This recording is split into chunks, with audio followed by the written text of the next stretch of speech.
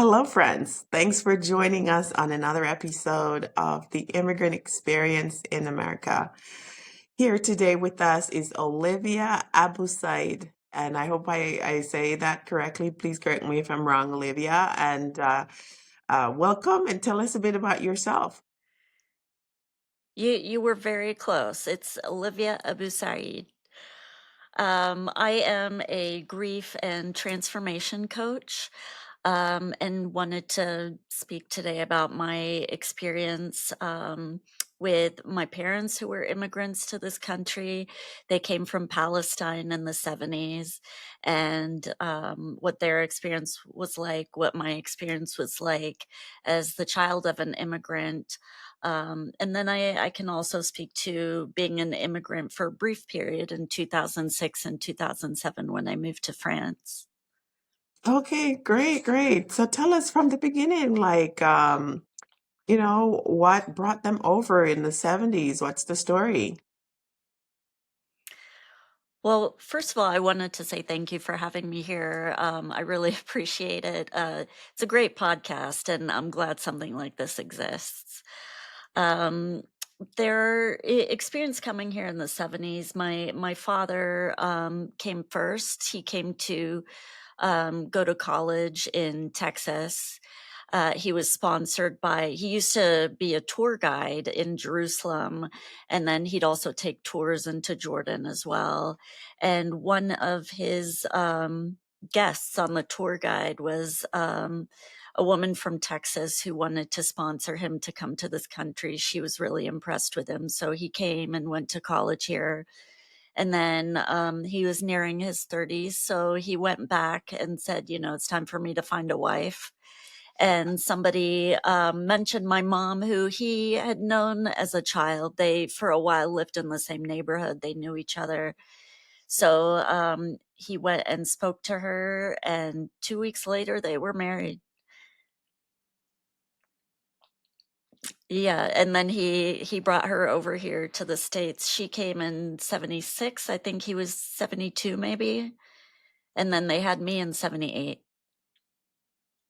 Wow, wow. So the families agreed. What is it like customarily among the group of your people when there's a marriage? Like, is there kind of in some cultures there's like a bride price and the family have to meet and agree and there's huge communal weddings and things like that. Like, what is it like for you?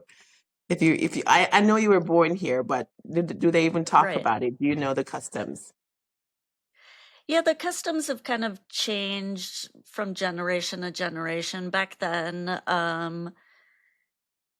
it wasn't uncommon to marry very young when you were still either in high school or just out of high school. And there's not a, I wouldn't call it a price, but there's maybe a dowry in a way. The groom will give some jewelry or something to the bride's family. And there's many parties slash events leading up to the wedding. There's like a whole week of different events, for men, for women, all different things. Some of them are um, together, some of them men in one place, women in one place, but lots of festivities. There's a lot that goes on around having a wedding in Palestinian culture, because it's a very celebratory experience. It's Weddings are huge over there still, because it's all about community over there, much more than what we see here in the States. And so it's a chance to bring together your friends, your neighbors, extended family, all in one place. So it's a really big deal for them over there. Awesome. Great, great, great. Typical of like most of the world, I saw some statistic that like 70 plus percent of the world is considered collectivist, more communal than like the individualistic Western way of operating. Right. So that's pretty typical across the world. That's good to hear. Yeah, You very mentioned true.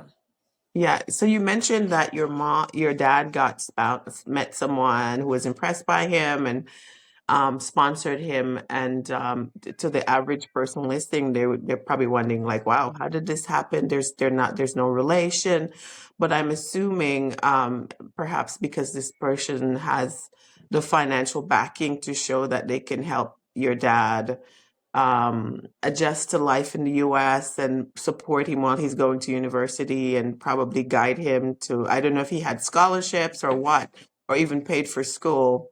That is very an important part of the equation to like making it to the US, right? Is to making sure that you're not going to be any sort of burden on the US government, and that you are able to Right. take care of yourself while you're here. So just to give an eye for those who might be thinking, oh, that's interesting.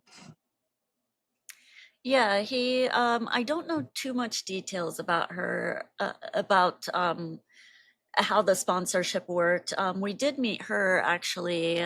We'd go over to her house several times when we were kids. She was very sort of typically Texan.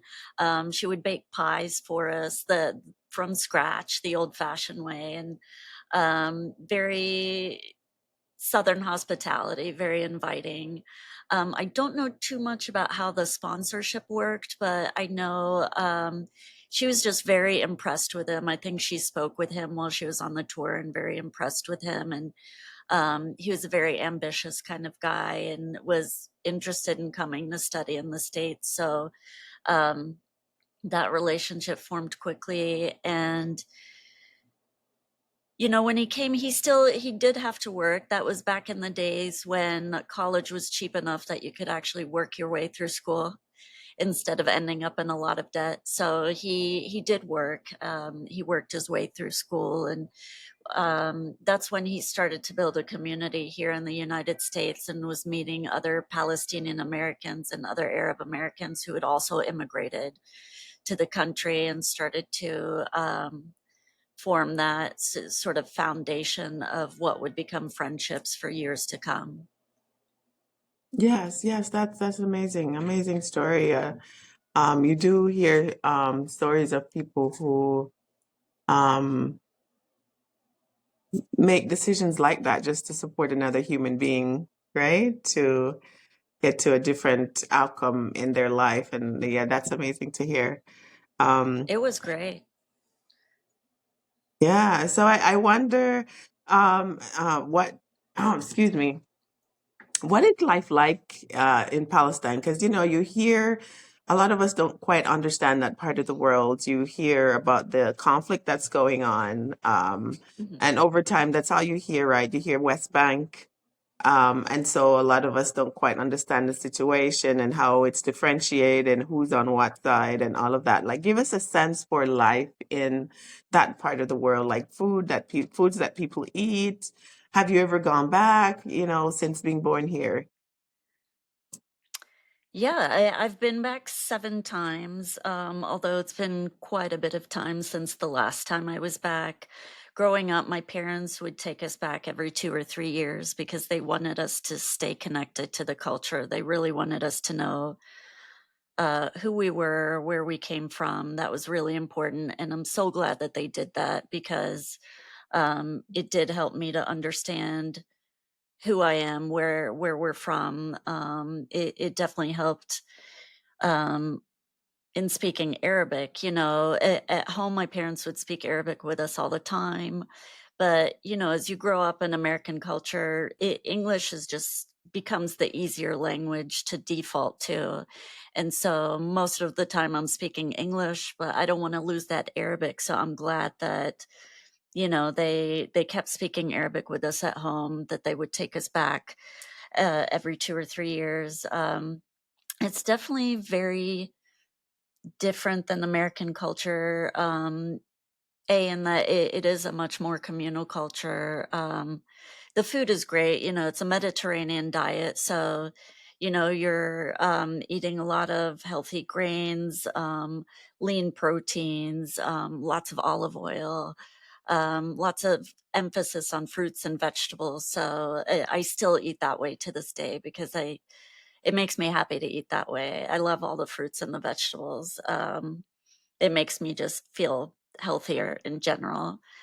Um, but yeah, the region is, it's a mess, it's definitely a mess, and I think, I keep hearing this story from Westerners that, "Oh, that this is about religion, and these religions have been fighting for hundreds of years," and that's really, a very misguided way of looking at things because prior to 1948, um, all of the religions were living in Jerusalem and Palestine, um, in peace. There were the three major religions. There's Judaism and Christianity and Islam, and they were all living there peacefully.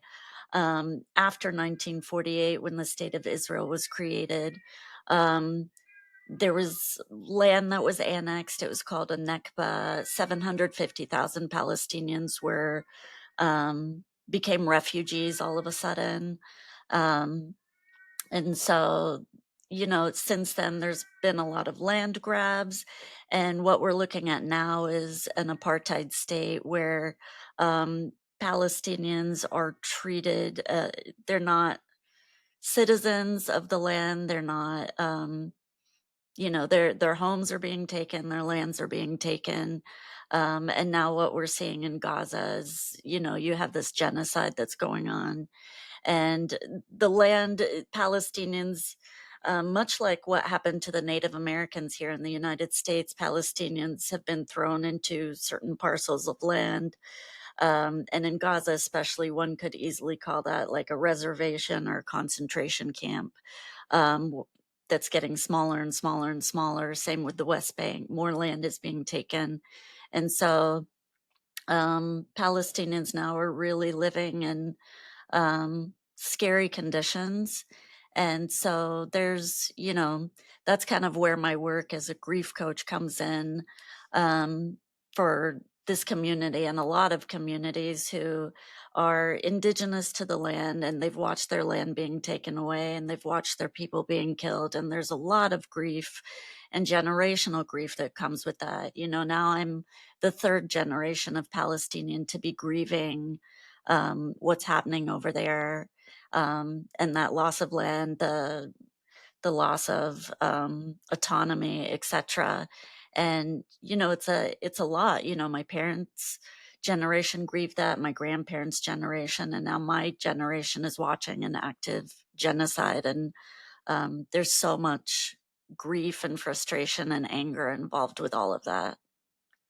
Yeah, it's really sad. And sometimes it's challenging for those of us outside of that who are not directly connected to anyone or to the story to kind of watch the media and kind of get the full story. Because sometimes we just get little bits and pieces of, Hmm. and there's always some sort of a spin behind what whoever is presenting it. And a lot of times we don't fully understand. And so, it's really sad. My heart goes out to you, your family, and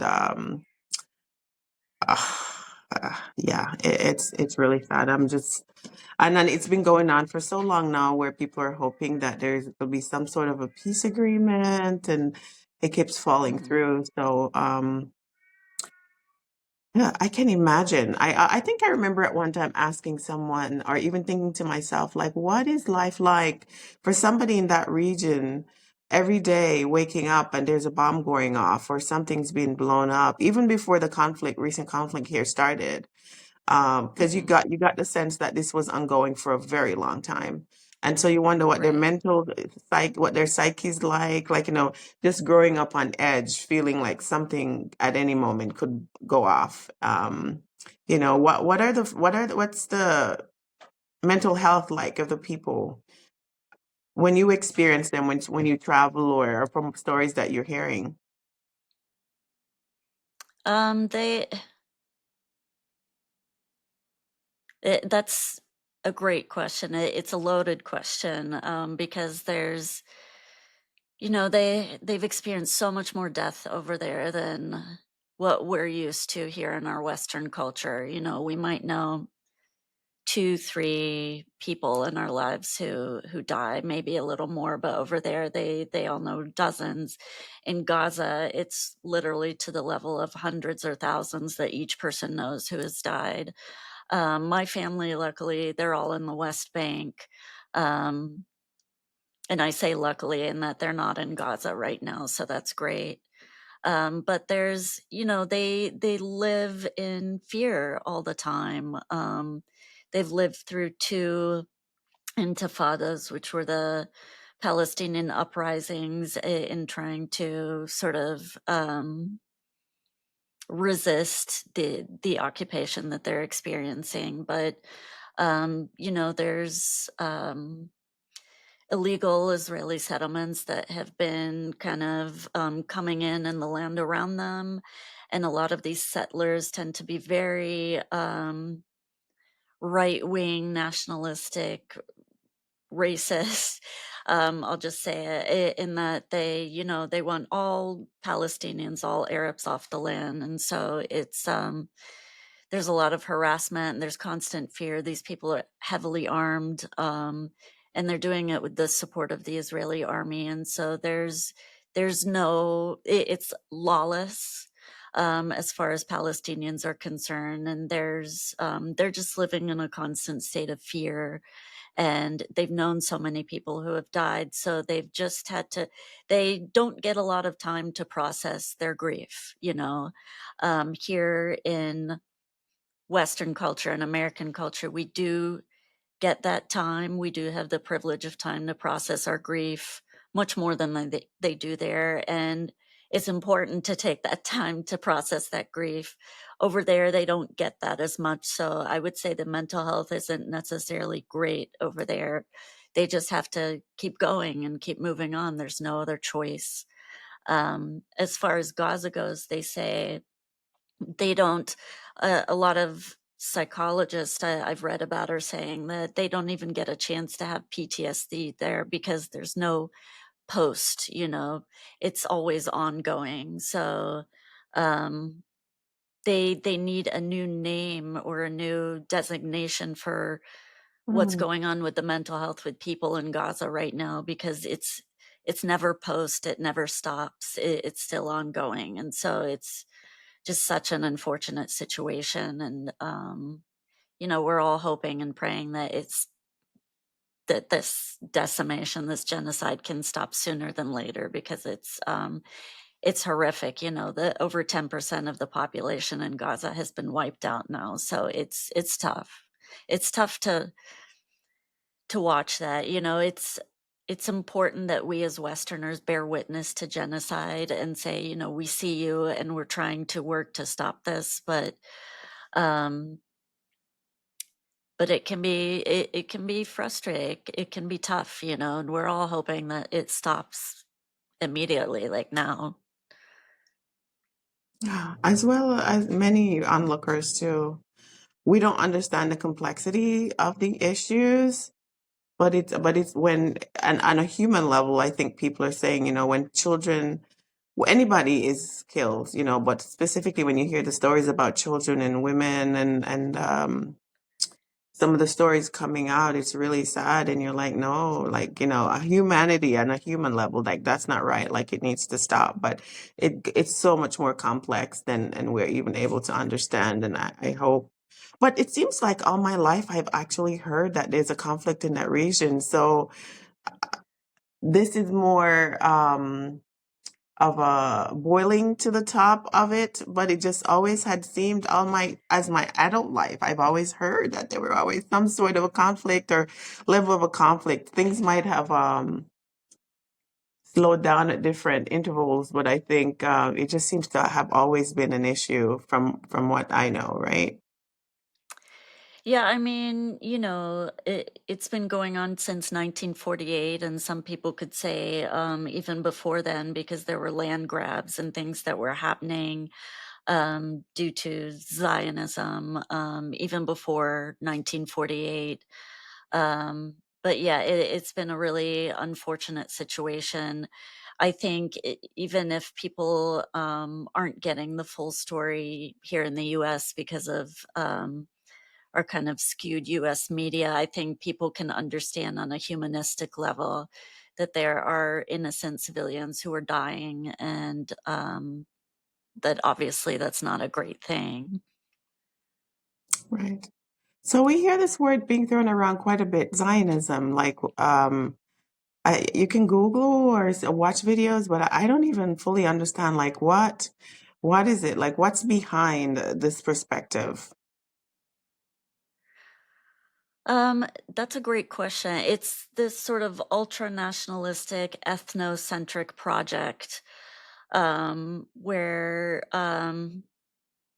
it's saying like only Israelis, only certain people can live on the land, and that's to the detriment of the indigenous Arab population, the Palestinian population who's living on the land. It's not saying, hey, let's all live together. We all want to kind of claim this as our space. Let's find a way to all live together. Instead, it's doing it through this sort of racist project of um, you know, Jews good and Palestinians bad. And that's what's so dangerous about it, is that, there are a lot of Jews out there who are saying, like, not in my name, we don't want this project done in our name. There are a lot of great Jewish organizations like Jewish Voice for Peace and If Not Now, who are speaking out and saying, we don't want you killing Palestinians in our name, but that is what Zionism is doing. The Zionist project is designed to say, only us, we're the good guys, they're the bad guys, kill those guys. And so that's really kind of boiling it down into the simplest terms. Um, but, if you think about it, ethno-nationalism is what got the world in trouble in the 1940s with the Nazis. And now we're seeing it again in present day. And it's never a good thing when one group says, we're the better group, and that group should all be killed, and after the Holocaust in the 1940s, a lot of people said never again. But what we're seeing is that it's happening again. And so that's, unfortunately, that's what the Zionist project is all about. That's what Zionism is all about. And I think it's important for people to distinguish between Judaism and Zionism. Judaism is a religion like any of the monotheistic religions. It's like Christianity, it's like Islam. There are a lot of good people who are Jewish. And then there's Zionism, which is this racist project. They're two different things. And I think they get conflated a lot in a way that's dangerous to both Palestinians and Jews, in that, the term anti-Semitism gets thrown out in cases where people are speaking out against Zionism and that ethno-nationalistic project. So I think it's really important to distinguish between those two things. Mhm. Right, right. Okay. Give us, I keep wondering as I'm listening to you, what was the population like prior to 1948? Do you know the history of who? I know you said that all three groups, religious groups, were living together, but and then you hear people say that it's one people. I don't know if they're coming from the religious perspective, but they're saying these are just like one people who somehow over time have um, I guess maybe it's coming from the Judeo-Christian perspective that, religiously it's one people and I don't know, I'm not a biblical scholar, I can't speak on it, but people are saying it's one people and they're fighting against each other because there's a religious or biblical perspective behind that part of it. But like, who was there prior to 1948? Because people are saying that there's a large population of folks who moved from like Europe who came in to the land who weren't really there before. So what historically, like who was there at 1948? In 1948, it was primarily a Palestinian population, which was both Christian and Islamic, and there are Arab Jews as well. I think a lot of people don't know that. And then there Mm. were European Jews there as well, and they were all living together mostly peacefully. The Zionist project did start really at the end of the 19th century. And again, I'm not a scholar on this, but this is kind of just what I've learned, what I know, and I can recommend some books to read as well. But the Zionist project started at the end of the 1800s, and it said, you know, we need to have our own state and kick out the indigenous population and make this our state. And so the land started being bought up um, in the 1900s and into the 1930s. So some friction was starting already. And then in 1948, when Palestinians were forcibly kind of kicked off of their lands and their homes were stolen, that was huge. But it was primarily a Palestinian population. And then there were some Europeans on the land as well. And they were all living together, mostly in peace. So there were others who were also removed from their lands, not just the Palestinians, or was it only Palestinians who got kind of pushed off? It was Palestinians who got Yeah, pushed off. okay, okay. Yeah. So I guess there was I think there was a war or some sort of a conflict in 48, and I guess there was a winner, and then I guess it was after that then people started being pushed out. Is that officially the moment when it started? Yeah, 1948 is when the State of Israel was created, and they had the backing of England as well as the US. And so they came in forcibly using military to create the State of Israel. And that's when so many people were killed, and when many villages were burned and people lost their lands. And that's when it all really went down. Right, right, right. Okay, all right. Wow, wow. It's quite complex. And as you were underlining earlier, it's not just a religious thing. It's Yeah. bigger than that, right? So I'm Yeah, I wondering. would stay away from referring to it as a religious thing. A lot of people, I think because they do see it as a complex issue, try to boil it down to, oh, these are just religions fighting each other, but that's not the case. There's really a lot more. It's really more about land and politics and ethnocentricity. And so, um, you know, there are some books I can recommend for people to read, like The 100 Years War on Palestine. That's a great one that people can check out. There's Black Power in Palestine. That's a really great one. Noam Chomsky and Ilan Pappé, who is an Israeli, they wrote a book on Palestine. And then this one, Mark Lamont Hill and Mitchell Plitnick wrote, Except for Palestine. Those are great books for people to check out if they want to learn more about it.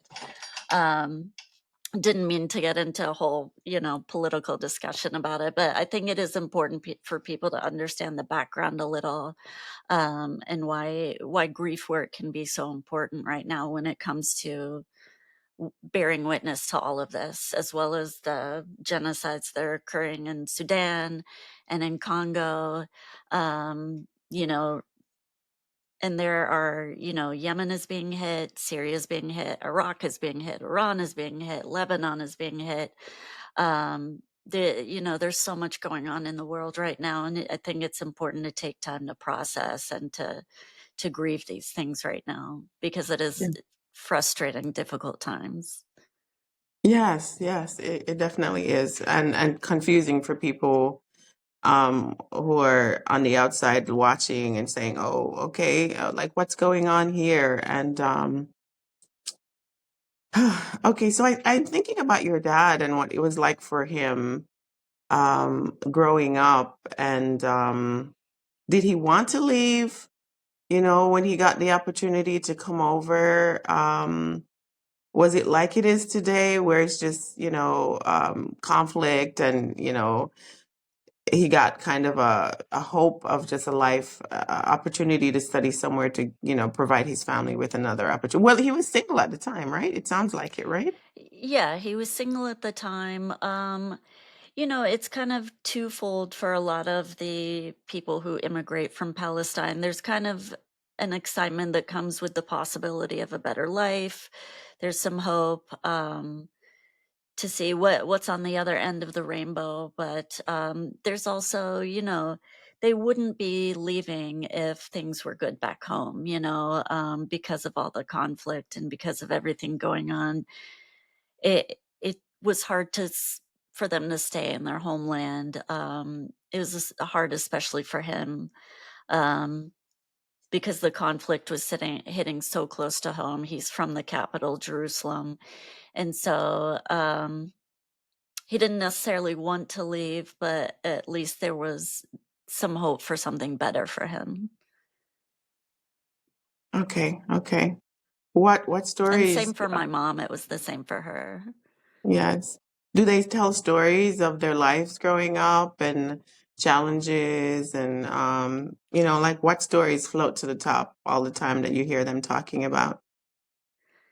Well, they both experienced, war. My dad was actually born in 1945 when the land was still called Palestine, and so his birth certificate said Palestine.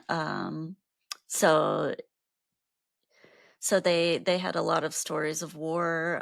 There was a Six-Day War in 1967 where a lot more land was annexed by Israel, and they had some horror stories with that. The house where my mom lived, I think a bomb landed in their backyard over there on their land, and so I think they both sides had to evacuate. There are some stories that they talk about, and then there's a lot that kind of don't talk about. I think growing up, they wanted to shield us from some of these horrors that they saw. But there was one story that's always kind of stuck with me that my dad told when they were escaping these bombings and the war in 1967. They came upon a man who was literally holding his intestines in his hands. He had been injured in one of these bombings, and um, he stayed with them for a while as they were escaping, but of course there was a lot of chaos, and so, he never knew what happened to that man. I can only imagine he didn't make it with that being the case, but it's one of those things that it sticks with you. I mean, they saw some real crazy stuff, that I'm glad that we live in a society and a culture here where we don't have to see these horrors. Of course, there's a lot that we're seeing on social media these days with what's going on in Gaza. But there's still a little bit of separation in that we're seeing this on a screen and not in front of us with our eyes. So yeah, they had a lot of horror stories like that. Mhm. And how did your dad adjust after coming over to life in the United States, knowing what's going on the other side, what he's experienced all of his life really prior to migrating? Like, what was that like for him?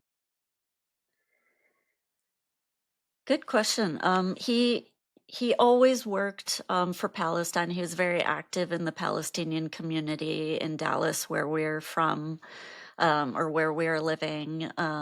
Very active in the community, always working to get the word out about Palestine. Always doing a lot of activism. We grew up going to protests, and so it was kind of ingrained in me from a young age to continue to speak out and continue to do activism.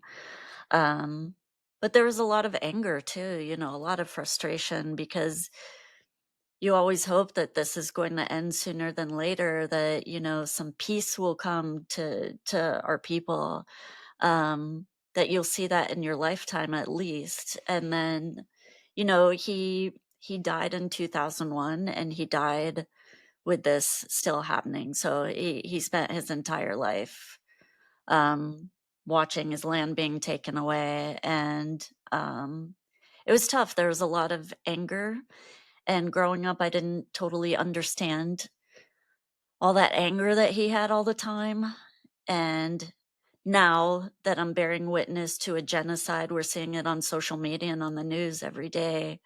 Um, I this past year, especially with the genocide, I am feeling a lot of that anger myself, and now I get it. Now I understand why both of my parents, were so angry all the time. Um because there's a frustration in not being able to do anything about it.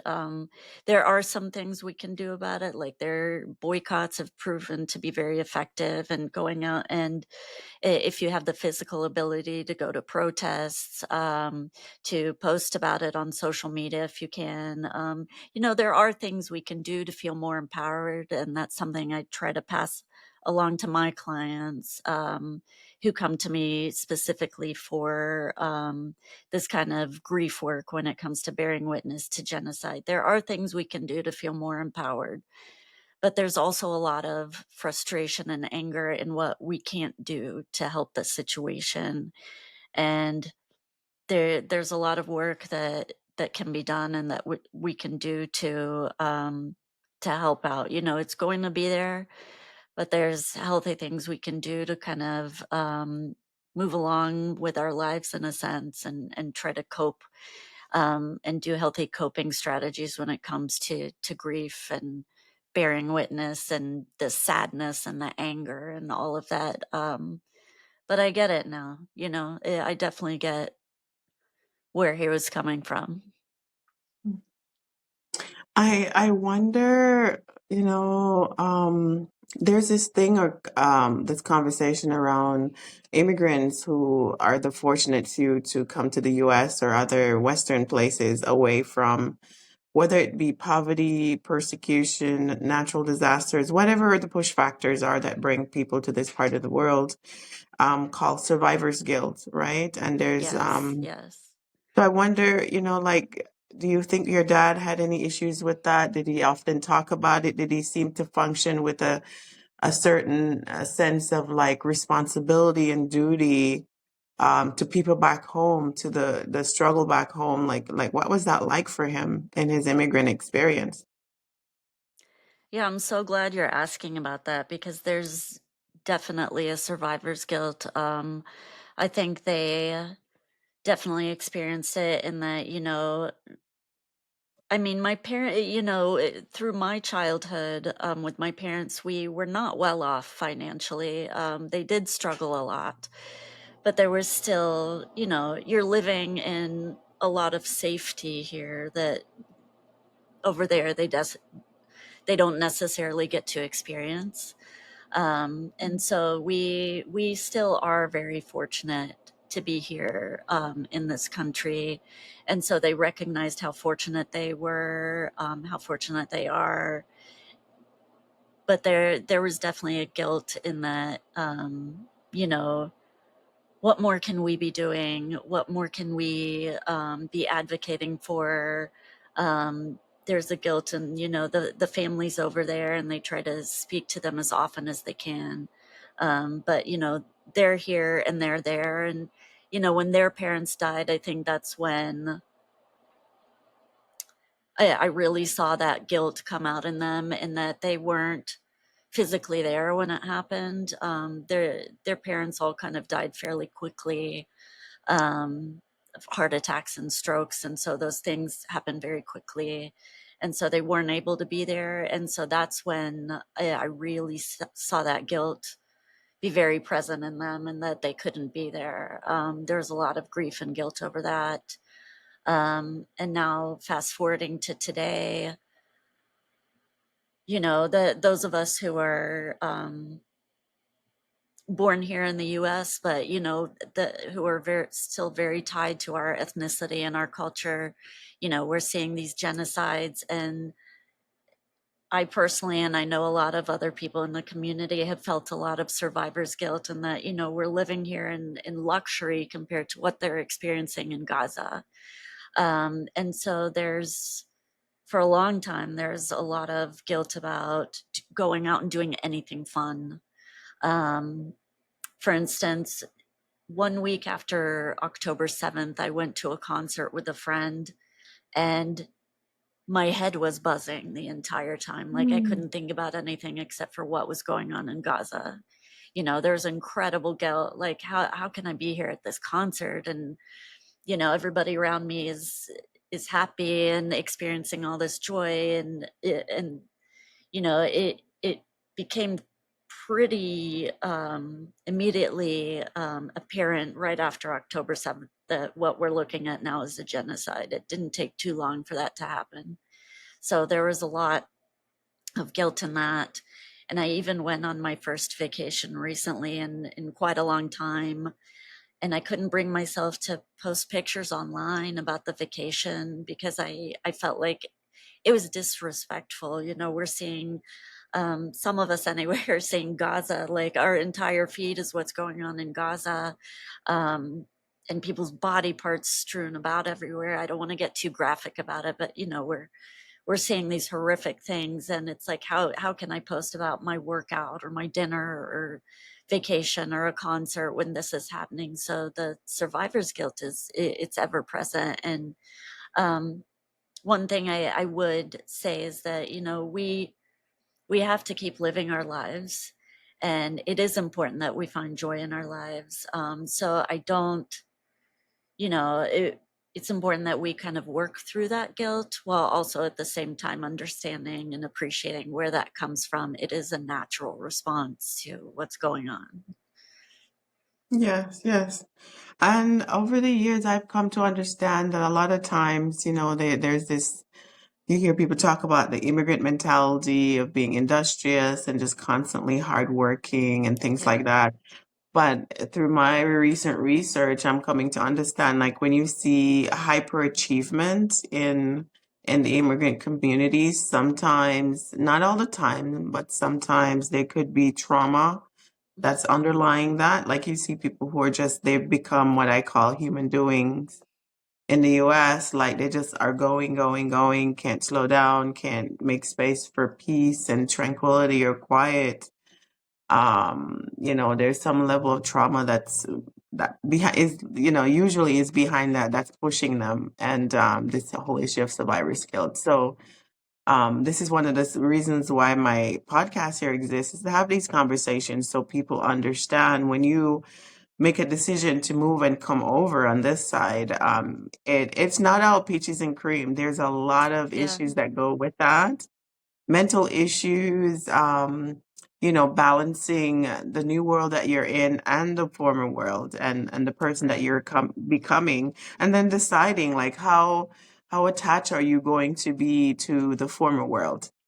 Um, I wonder if there's people in the Palestinian community or in other groups who are in similar situation where there's conflict, ongoing conflict in the place they're coming from. Like, are they able to assimilate? Are they able to really fully enjoy life here? Enjoying quotes like, what, everybody can define that for themselves.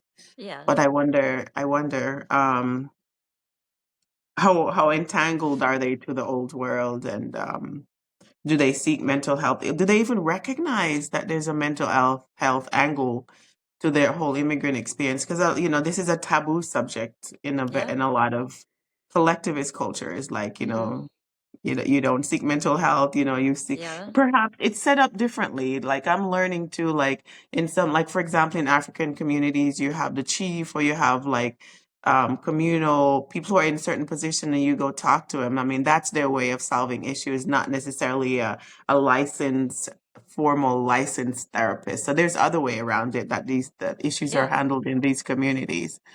But I wonder if, how aware are people that sometimes a lot of hyperachievement has trauma behind it? You brought up so many good points just now. It's like I don't know where to start.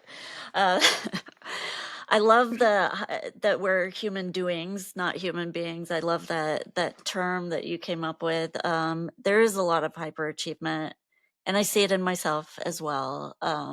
Keeping yourself busy. Um, yeah, there is a lot of that.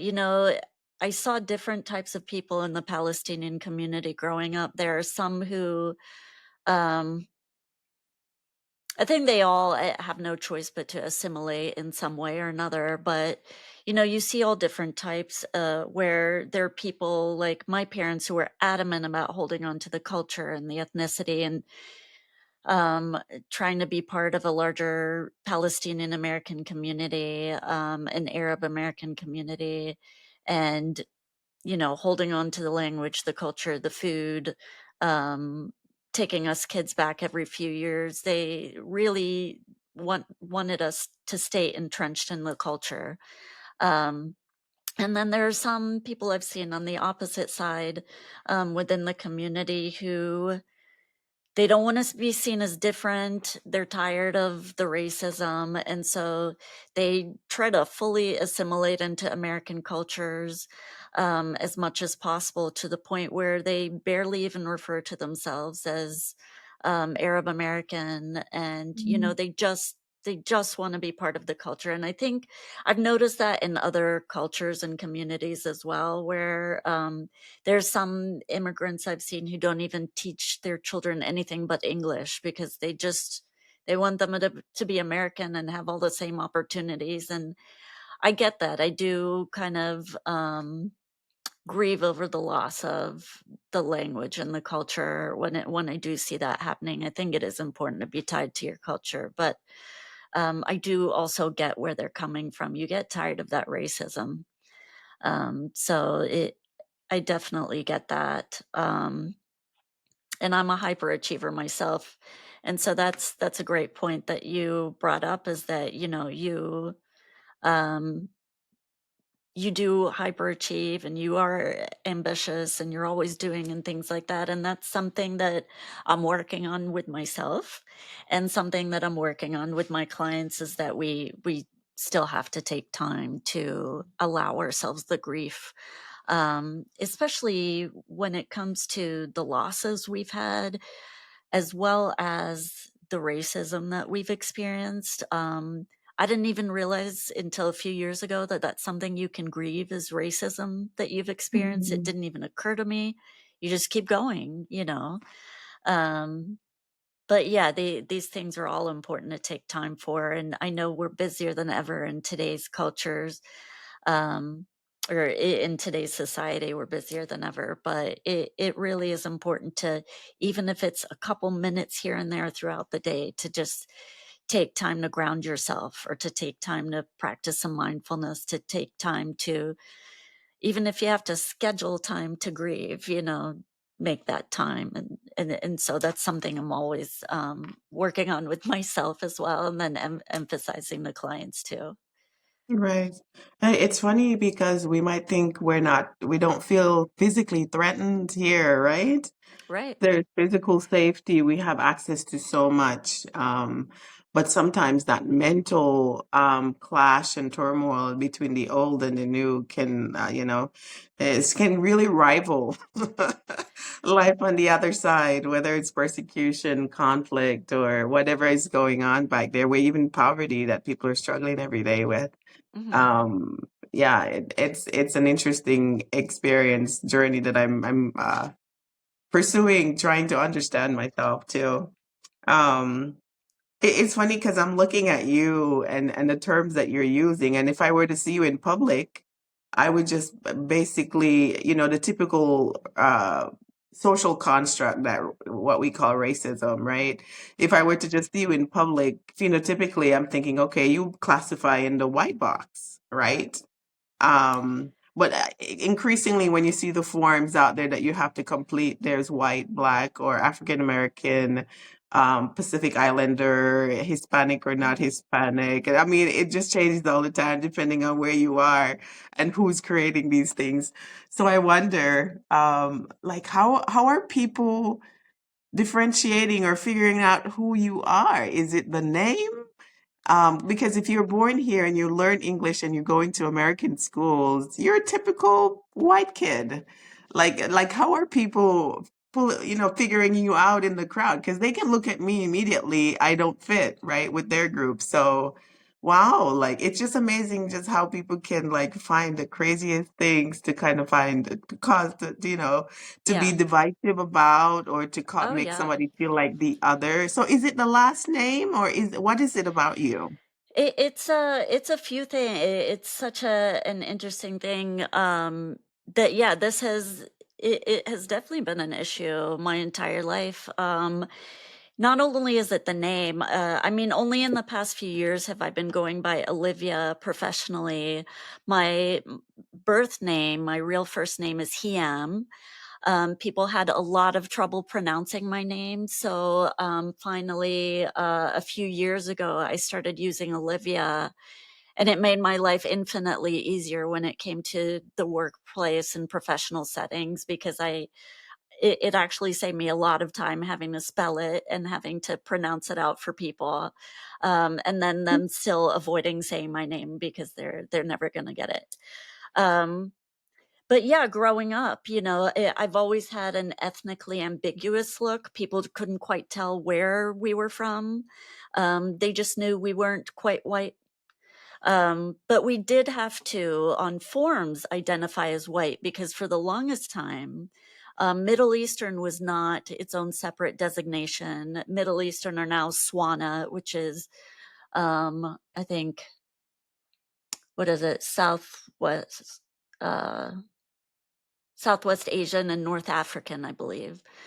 So these designations didn't exist really until recently. Still on a lot of forms to this day, you're either Black or Hispanic or Pacific Islander or white. It's those four things, and that's it. And so a lot of the times these days, I have to check other. I'm always excited when I see that there is a MENA or a SWANA designation, um, because I've been treated differently my whole life. We're not. I might have a lighter skin tone, but we're not white. And we know that because we have not been treated as white our whole life. We've always been treated as different. We've always been othered. Um, and it's funny, I was talking about that with my mom the other day. When I was in high school and it came time to apply for scholarships and grants and things like that, I didn't qualify for any minority scholarships because we weren't seen as we were just sort of ushered into white. We had to classify as white, and so I didn't get to get any of those scholarships. I wasn't qualified for minority scholarships. Mm. um and I was talking to my mom about that the other day, and she was like, yeah, we're always other. We always have to check other. We're other. We don't even get any sort of designation. We're just other. And so it really hit home, like, not only are you actually othered, your entire existence, but you are classified a lot of the time as other. And so it really does Wow. make you feel as the odd one out in a lot of situations. A lot of the time I am the only Arab American or Middle Easterner in a room. I'm always other, and so I've always been very aware of that, in any situation that I'm in.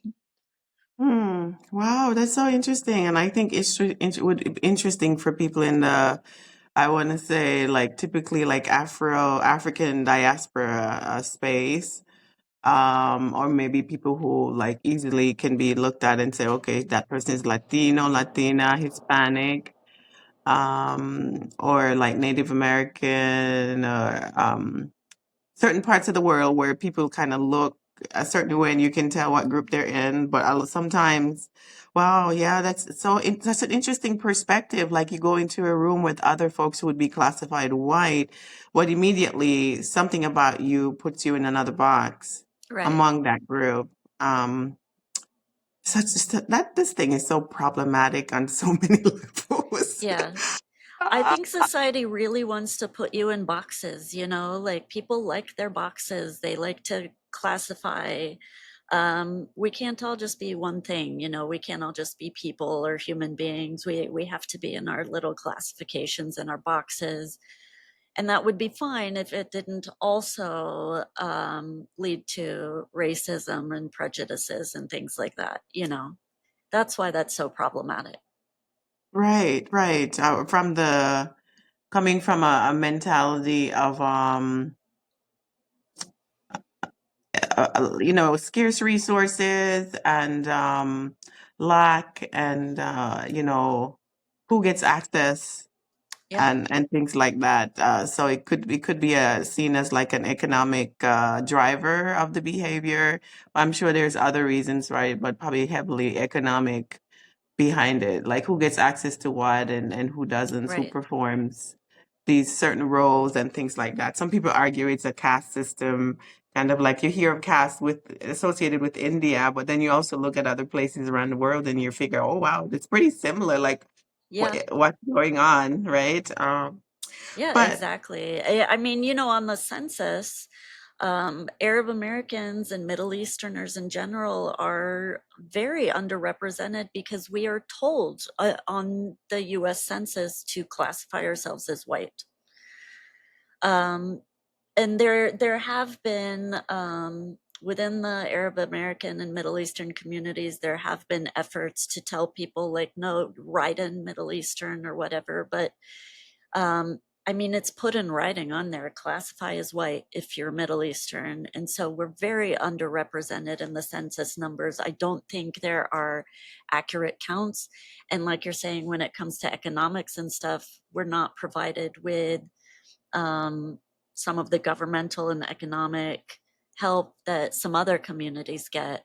Because again, we don't get classified as minorities like other people do, while we're still treated as minorities our entire lives. wow, wow, wow, that's an interesting space to occupy. Um, and I think I heard two persons discussing this. That I think one is from I want to say the other side of Pakistan, Pakistani. But when you look at her, she doesn't quite look kind of that South Asian Indian type of a look, and so they were making the same argument that they're treated as minorities, Mhm. but and they are not able to claim certain boxes or get certain benefits that, clearly identified for minority groups. But then they're not really accepted in the white group either because they're, Yeah, when they go around it, they're treated differently. And so, wow, wow, it's quite problematic. yeah, I came for across sure.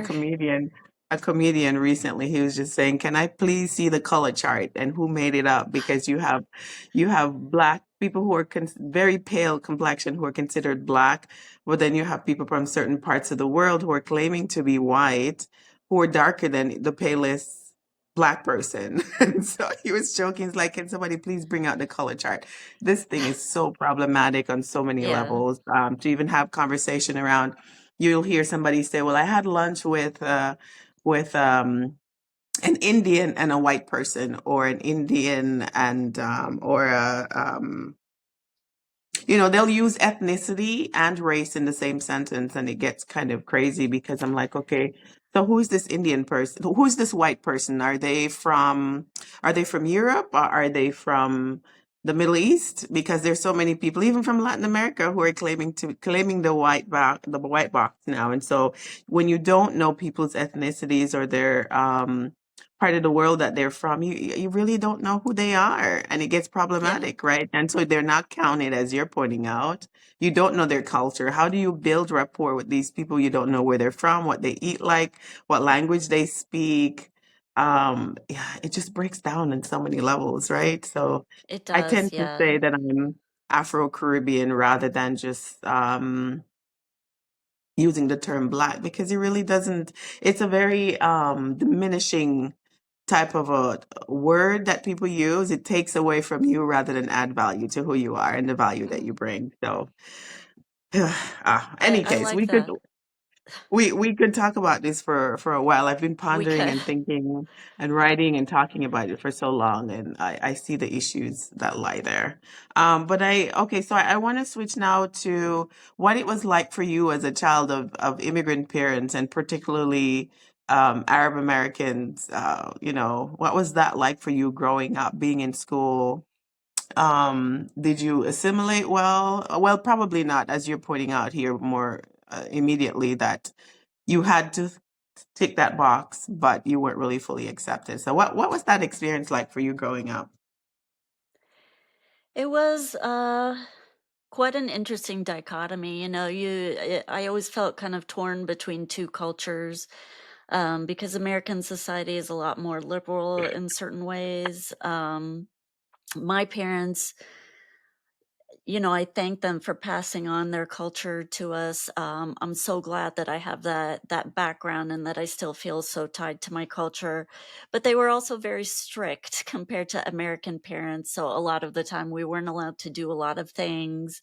We weren't allowed to go to things on a weekday night. We weren't allowed to have boys over. We weren't allowed to do this and that. So that it felt constrictive a lot growing up, compared to what my American friends were getting to do. Um, so there were some, um, it felt like a clash of cultures sometimes between the two. And it was kind of hard to navigate that sometimes growing up when you're also figuring out who am I and what do I want in life and this and that. Um, and it's funny because, you know, you go out with your parents and their friends, and it's part of our culture where they fight over the bill every time. And I know some other cultures are like this too. You fight over the bill and you almost get in fisticuffs over like fighting over the bill. Who's going to pay? I learned the hard way that Americans don't operate that way. If you offer to pay, they'll say yes right away. And so I got into a situation in junior high where I went out with some girlfriends, and I offered to pay for the table because that's what I saw modeled from my parents and their friends. And they all immediately said yes. And we were, again, we didn't grow up with a lot of money. So my parents were kind of horrified that I paid for a table of 5, 6 people at the time. And so that was a lesson that I had to learn, and that, you know, they had to go over that with me, and that, you know, if you offer to pay for Americans, they will say yes 100% of the time. And we don't have that much money. So, you know, it was, learning to navigate these things. So, there were some funny things like that too. You know, it wasn't all like difficulties, but it's, different sense of how the cultures operate. Right. Okay. Okay. And pretty similar to, I think, a lot of immigrant cultures, more conservative when it comes to raising their children than like, Mhm. you know, the atypical American who's probably more, which is funny because there's this tussle between conservatism and liberalism here in the country, and particularly like right now when we have elections. Yeah. But you get a sense that liberal parenting tends to be like more American, right? More of American thing, I think, right? Than conservative parenting. Yeah, I think you would associate being a conservative parent with somebody from a foreign country more than you would an American parent. So it's so interesting, right? Um, Yeah, I haven't thought of it that way, but yeah, I think lifestyle wise, yeah, I think immigrants tend to be a little more conservative in how they raise their children for sure. right. Yeah, no, I definitely had mine coming from the Caribbean.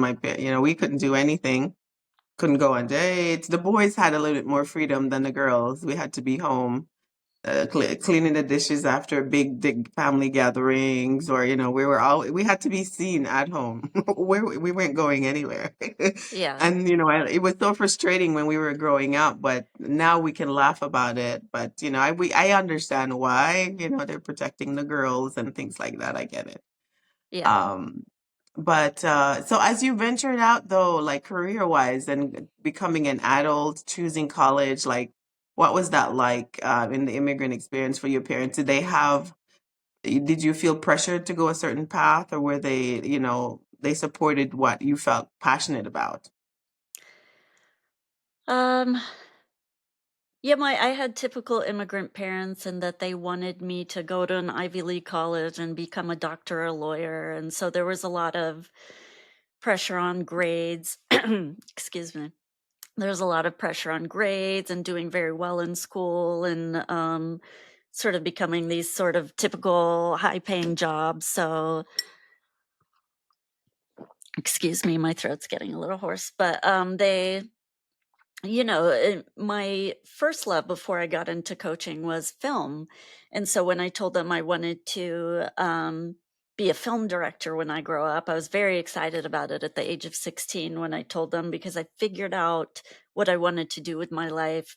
And they were horrified. They were horrified when I told them. So I wouldn't say that there was a lot of support there with my choice. My mom in later years has become more supportive of my life choices and life decisions, but at the time it was difficult for them because they really wanted they were very kind of typical immigrant in that sense, and that you have to be a doctor or a lawyer when you grow up, one of these high paying jobs. um, so it was tough for them to take that. And then, when I went to college, it was the first time, even though I went to college close to home, it was my first time kind of being on my own and getting to figure out what I wanted in life and what I wanted to do, and no rules, lots of freedom. And that was great. I would recommend for everybody to have that experience, because especially if you've grown up in a very strict environment, because when you grow up in an environment like that, it is, your parents are trying to protect you. That's great, but you don't always get to figure out who you are and what you want. You don't get to make those mistakes when you still have your parents around to help you clean up the mess. And so, um, I went to college and started to figure out who I am. And I went a little crazy. I went to some parties, and but I think it's important to have that if you've always had a very strict upbringing. It's important to get out there, and you finally start to figure out who you are in that sense of self, and you're not living for your parents anymore. Now you're living for you. What do I want? What do I want to do? And so you start asking yourself these questions and figuring out who you are, and it's a real growth period. I'd recommend it for everybody. But yeah, I appreciate all that my parents did, but yeah, it's also important to that's a part of American culture I did really start to appreciate, and that I, as a woman, have freedom to do whatever I want, and that doesn't always exist in other cultures, but you can have that empowerment to figure out who you are and to be the career that you want to be. And um, I don't have to sit at home. I don't have to be a wife if I don't want to be a wife. I don't have to be a mother if I don't want to be a mother. I can be those things because I want to be, but I don't have to be. Good, good. Yes, that's good. That's good that you actually had the space because it can become quite a clash between immigrant children and their parents. Oh Like yeah. what choices they actually end up playing out. And yes, it's an interesting Yeah. space for children, and my heart goes out. We have a little one here too, and so I'm just hoping that we're able to allow her some room to explore, and but definitely with the expectation that I think part of the sad part that I hear in some conversation is that um, I went to school abroad, and my teachers had great expectation for us. But sometimes you hear stories that in some schools the teachers don't quite expect much from the children, and so children they're malleable, they're Yeah. impressionable, and so if you expect much from them, a lot of times they will deliver. But if you expect little or nothing, then that's when they get lost and really don't put much energy or effort into things, and they you get what you're expecting from them. So Hmm.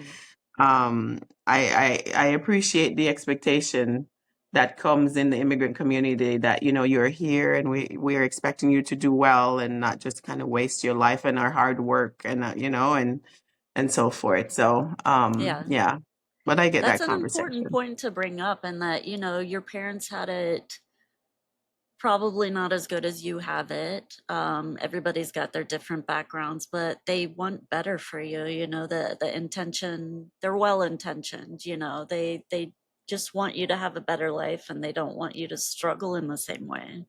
So I definitely, especially now as an adult, I have more of an appreciation for that. Yeah, definitely. Me too. Me too. So I want to switch to talk now about the work that you do and how can people find you. Can you share a bit more about the grief work that you're doing and the community that you're serving? I'm thinking it's not necessarily Arab American or Palestinian Americans, but it's broader than that. It is, yeah, it's broader than that. So I am a grief coach, grief and transformation, I like to say, because to me they go hand in hand. Um, and it's for the BIPOC community. Really anybody who needs grief and transformation coaching, I'm not going to turn them down. But it is a little more geared towards the BIPOC community because a lot of us have these uh, let me backtrack a little for people who don't know what BIPOC is. It's Black, Indigenous, and people of color. Um, so it's, you know, a lot of us have these experiences where we come from this generational trauma. Um, that's been passed down to us, and we've experienced our own grief. And it's not necessarily just loss of people in our lives. It can be anticipatory grief of, you know, you have a pet with cancer and you're going to lose your pet, or it's not getting certain job opportunities. And maybe race did play into that, or maybe being a woman played into that, or whatever it is. It's the current political environment. It's maybe bearing witness to genocide. There are all sorts of grief that we're dealing with and experiencing every day. And what I try to offer to my clients is that as a woman of color, I've experienced some of the things, if not a lot of the things that they are going through and experiencing.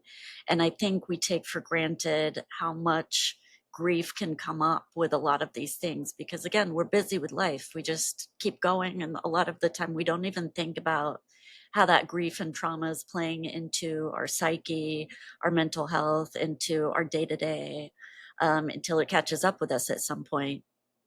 Um, like it has for me in the past few years with Black Lives Matter and the genocide that we're seeing, you know, all of the racism I've experienced has really started to come up a lot these past few years because I didn't even know to deal with it back in those times. And so that's something I try to work on with clients. And it doesn't have to necessarily be about the racism we've experienced, but those nuances can kind of play into um, the grief and our jobs and things like that. And so it's the first part of it is taking the time to deal with that grief and using healthy coping mechanisms. And I try to emphasize that, you know, we're not totally helpless in our grief. While there are certain things that are ongoing, like war and genocide, um, that have been happening for years, will continue to happen for years, that it is normal to have grief and frustration and anger, but we're also not totally helpless in these times. There are things we can do to take action. Um, we do have some ability to affect how we handle these things. And then there's the transformation part of it, the other side of it, where we can actually use this grief once we're ready to as a springboard to do amazing things in our lives. You know, I'm not sure if I'm one of those people who believes that things happen for a reason. Maybe they do, maybe they don't. But one thing I do know is that if we are empowered to take action, we can make things happen. You Mm. know, we can transform our lives in some really substantive ways. We can transform our lives to do really good things, um, despite the grief that we've experienced. That grief can be a springboard, or it can be something. Um, that we continue to deal with from time to time, but we find ways to move on still. And so that's something I really work on with my clientele, um, in that take the time to experience, but also like let's set some goals and transform your life. And I think sometimes people don't necessarily understand the difference between therapy and coaching. Therapy kind of, I see them as two sides of the same mental health coin, really.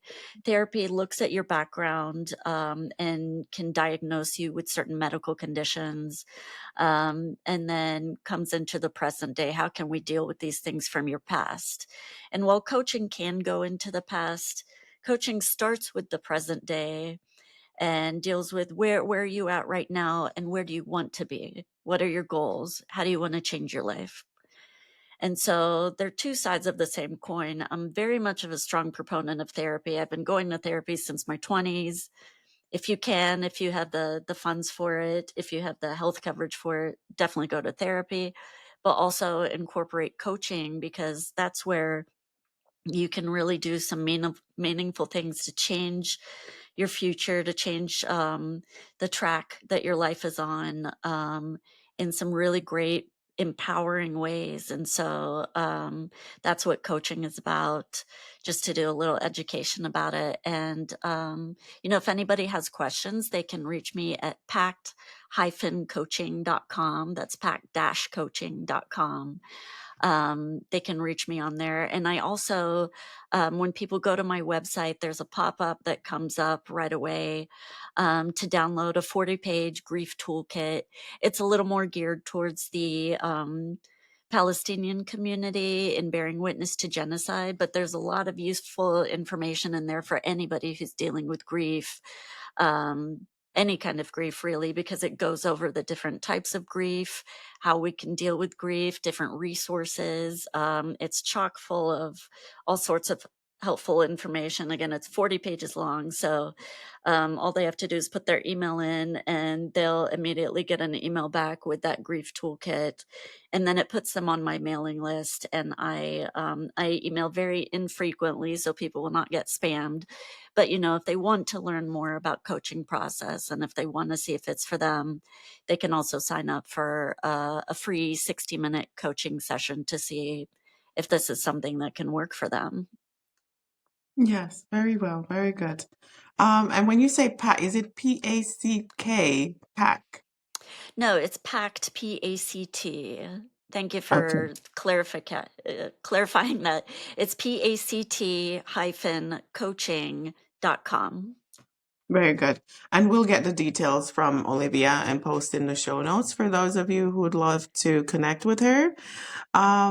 We like to end the show, Olivia, with some sort of a humor. We've had a very deep conversation today about trauma, grief, loss, some very, heavy Yeah, words that we've used yeah. today.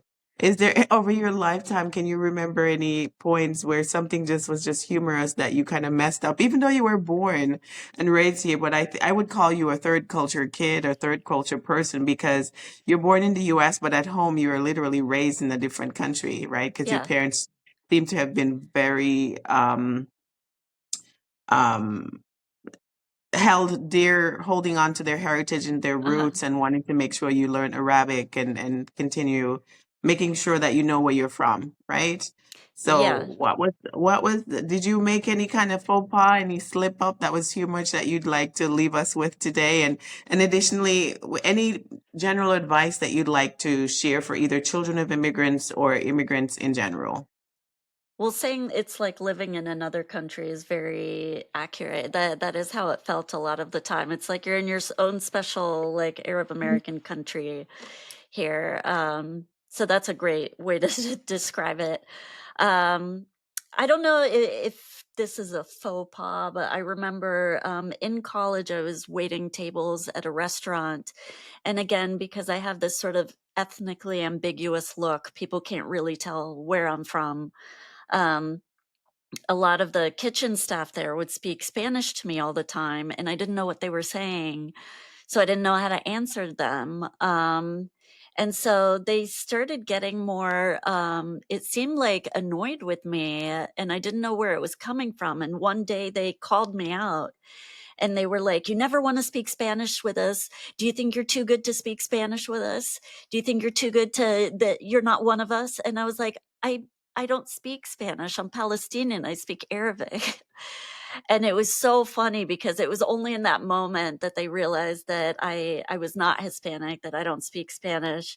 And so they all started laughing. They're like, "Oh, Palestinian. Oh, great." And so after that we were friends and we got along. And um I had been spoken Spanish to so many times growing up that I used to joke that I should really learn to speak Spanish properly, so I can just go with it. And I do know some words here and there, but yeah, it's still a goal of mine to learn to speak Spanish properly, to adopt that as another language. So, you know, so I can just go with it, or at least say, I am Palestinian, but I'll speak Spanish with you. But Right. that was funny because they were getting so indignant and so annoyed with me for not they thought I was, acting like I had airs on or I was better with them, and then they realized, like, no, I'm from a different culture and speak a different language. So I thought that was really funny. Right. And I can imagine a lot of people go through that too when people are not sure which box you fit in, right? Yeah.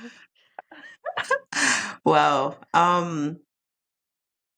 is there a word that you in Arabic that you can leave with us today to say, and before that, I'd like to ask any advice that you have for immigrants or children of immigrants going through their American experience, trying to balance the former culture and relationship with their parents, because it can get so hairy and Yeah. clashes do happen, particularly for children of immigrants when they just I was born here. My daughter tell me, but I'm born here, but I said, but honey, we have a different heritage. We have roots somewhere else. And I need Mhm. you to know that because I don't want you to grow up and not have an identity of who you are. It's important to know your roots because Yeah. that underlies who you're becoming. It's so And important. so important, particularly because there's so many negative messages, particularly for the people in the African diaspora in this culture. And I want her to know who she is and that she has a home in case, she's been told that she needs to leave, right? So Mhm. she has a birth certificate. She was born here, but you never really know sometimes we wonder like what's going to happen to Yeah. us immigrants who naturalize and things like that. And it can get scary for some people. So, any advice for like children of immigrants or, who are clashing perhaps with their parents at home? They just want to be American children, they were born here, they speak English, but yet they have to balance the other side and being connected and enmeshed with that and the cultural expectation. Like, what advice may you have? Yeah, that's another great question. Yeah, those clashes are going to happen. I think as far as the kids go, be patient with your parents. They want to teach you about the culture. And it is important to be connected to the culture. Um, Try to start those conversations. It can be hard as a kid because you don't necessarily have that all of that emotional intelligence yet. You don't necessarily have the language, but sometimes your parents don't either. So it kind of puts you on an even playing ground. But try to open up those conversations with your parents calmly, and say, sometimes I feel like you're too strict. Can we come to a middle ground? Or can we at least open up a conversation or a dialogue about it? As far as the parents go, understanding that while it's important to pass on that culture, maybe being so strict isn't always the best way to go because the kids need to breathe a little. They need to experience a little bit of the culture, and as long as you're there to back them up and you've taught them good values, they're not going to go, they're not going to go crazy. They're not going to go murder people or whatever it is that they're afraid of, it's also okay for the parents to start a dialogue. And I think communication is so important, both sides, to have that communication to open up the dialogue. How can we come to middle ground? Because it really is necessary, especially when the cultures are so different. Finding a middle ground that works for everybody. Um, and it's kind of a mature conversation to have with a kid, but I think kids are more capable than people give them credit for. We can have these conversations. And a word I would leave the audience with, an Arabic word, is emel, which means hope. Hmm. I think, especially in today's day and age, especially as we're bearing witness to multiple genocides, and we're in this crazy election season now here in the United States. There's a lot of division. Um, just remember emel, hope. Um, it's hard to keep your head up sometimes. It really is. And I don't blame anybody for grieving right now. I don't blame anybody for having a hard time right now. But try to have emel, because it's so important right now. Yes, very well said, Olivia. Thank you for gracing us with this beautiful conversation. I've enjoyed it. I've enjoyed the journey, just going along with you. Thanks for reaching out, and I'm so happy we had it. In addition, I would ask you to send over the names of those books for those who might be interested Sure. to and we'll add that all to the show notes for people, and how to find you on social, and your official website. We'll drop that in the show notes as well. But we really appreciate this conversation. I'm a better person for having listened to it, and talking with you. So thank you so much, and we miss you. We wish you the very best in the work that you're doing. It's so needed, not only for your community, but for a lot of other people who are dealing with Yeah. different types of grief and loss. Yeah, thank you so much for creating the space. First of all, it's a great podcast, and I'm glad that this exists, because there are a lot of important conversations. I've listened to some of your other podcasts, and you've had a lot of really great, interesting conversations with people. So thank you for that, and for creating the space and allowing me to speak about it. Um, you know, just saying you're Palestinian these days, some people treat you like it's a bad word, or that it's so politically charged, when really it's who you are, it's your culture and your ethnicity. And so I'm glad to be able to have this opportunity to talk about it. Thank you so much, and I'll definitely send you the name of those books. Um, and thank you so much. Thank you, and have a great weekend over there in beautiful LA. Thank I you. dream of living in California. The weather is great, you can't beat it. But okay, Olivia, we'll be in touch. Okay, have a wonderful afternoon. I think you're probably 3 hours behind me, so it's about what, Yes, 1:30 over there? yes, it is. Okay, thanks again, and the very best to you. Thank you, Simone. Bye. Take care.